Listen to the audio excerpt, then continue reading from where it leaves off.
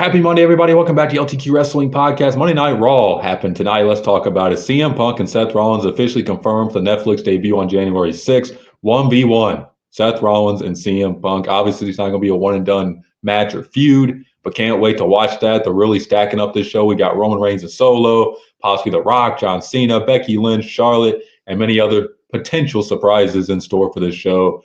Punk starts off the show. He wants Rollins to come out there. He eventually gets him to come out. And pretty much to sum it up, Rollins ends it with saying, this fan has got more WrestleMania main events than you ever will have.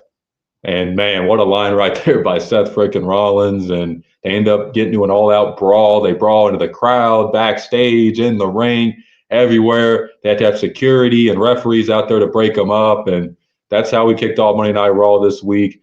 They end up showing Seth Rollins backstage with Drew McIntyre, and Drew's talking about how they have a lot in common, how they're both, ticked off with the bloodline.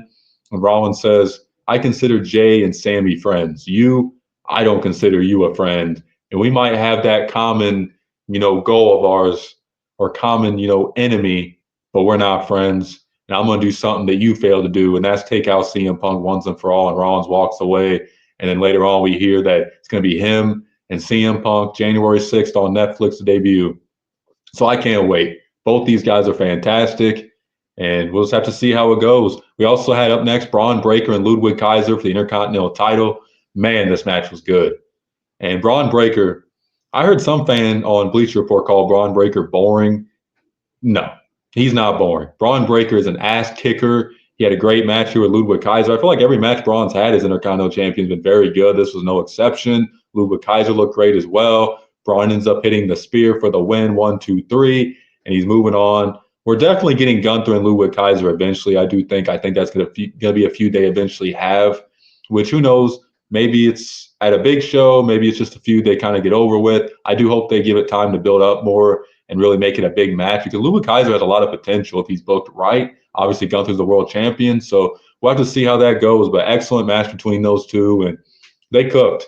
I mean, sometimes Raw don't really let these matches go on a long time. They did tonight, and I do, get tired of sometimes Raw having limited matches because I think they only had like 3 total matches tonight.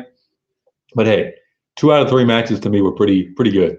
So we had Raquel Rodriguez against Zoe Stark against Caden Carter. And Caden Carter looked fantastic in this match. It was a triple threat qualifying to advance in the tournament for the Women's Intercontinental Championship. I thought Raquel Rodriguez was going to win this. She ended up not taking the pin. Zoe Stark ends up getting the win here, which is a big surprise because I didn't really think Zoe Stark was going to get any chance of winning this. They protected Raquel, which I'm surprised they didn't have her win. I don't know if they don't really plan on having her be champion, so that's why they didn't have her advance. They don't want her taking a pin right now. Maybe that's a possibility. But Zoe Stark wins.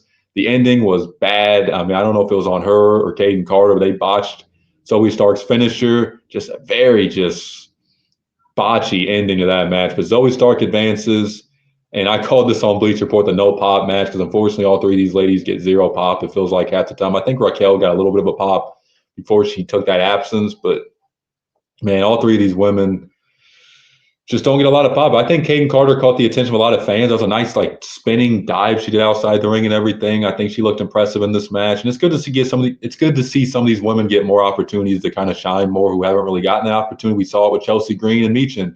So hopefully this is another type of tournament that's going to help elevate somebody and give another woman an opportunity to really be a champion and really show what they can do on a bigger stage and stuff. So I think it's great. The main event, War Raiders against Finn Balor and JD McDonough for the tag team titles. And it seems like Finn's having a lot of problems within Judgment Day. He keeps saying like, oh, where are you guys at? You guys went out there to help me, in the triple threat match at Saturday night's main event. Liv says, it looks like you guys got it under control and they're barred from ringside tonight, so they can't come out there and help them tonight. But they end up facing the War Raiders. I think it was very obvious the War Raiders were going to win this match. I'll be honest. It just seemed very obvious. Finn and JD's reign has just not been good. And really, if the War Raiders or New Day don't beat them, who else is? So they have a good match, back and forth. In the end, Finn tries getting a chair. Damian Priest ends up showing up, costing Finn. He takes him out with the chair, but the ref's not looking. War Raiders take advantage. They hit their finisher and get the pin on Finn. 1, 2, 3. So we have new tag team champions. I really like how they've been really repackaged. The War Raiders are not just strictly Vikings. They're kind of like biker Vikings, like badasses. So good to see them get the win here. We'll have to see what the direction of this win leads to. Maybe them and the New Day have a feud. That'd be definitely something. But a really good win for the War Raiders. I think this was a solid Raw. It wasn't like an amazing show, but really had some good moments throughout. I'm really looking forward to the Raw debut on Netflix. So make sure to like and subscribe. Comment your thoughts on Raw down below. Peace.